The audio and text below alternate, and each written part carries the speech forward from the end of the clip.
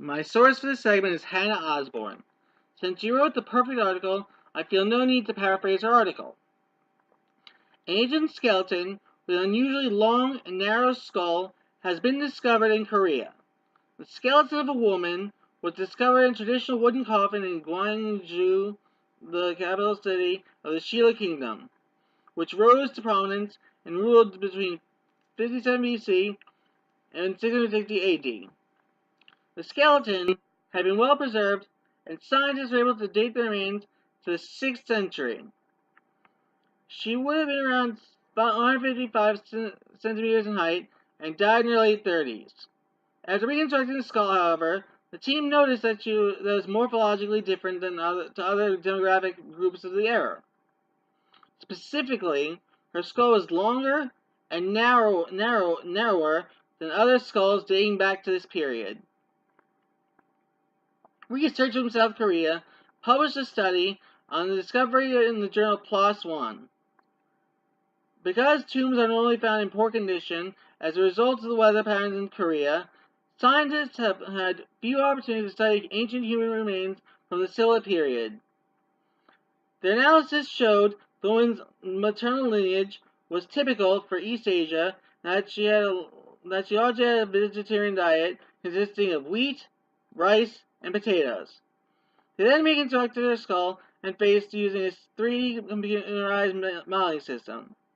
The long and narrow cranium and narrower face shape of the individual in this study should be regarded as an idiosyncratic characteristic of the skull and not a typical feature of East Asians in general or Koreans in general, they wrote.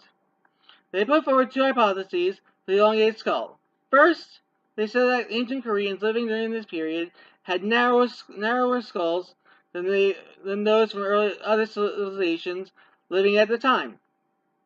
The other idea is that the head has been artificially narrowed in a cultural rite practiced at the time. The latter was dismissed, however, as the rest of the skull showed no signs of artificial deformation normally seen. Researchers said they do not know if the long-headedness was a common trait in the Silla Kingdom, as it was the only individual they had been able to study.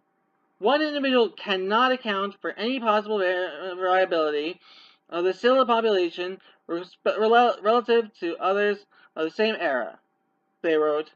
Thus, further investigation with significantly more numerous skull samples from the period would be necessary. However, they also said the findings provide a significant insight into a little-known civilization.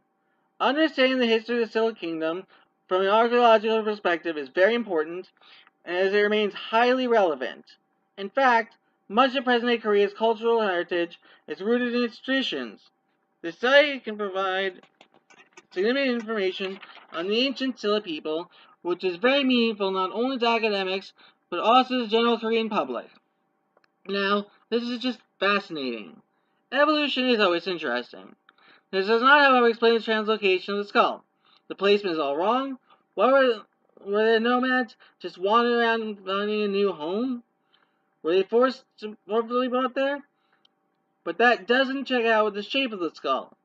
The sample did not show signs of artificial deformation.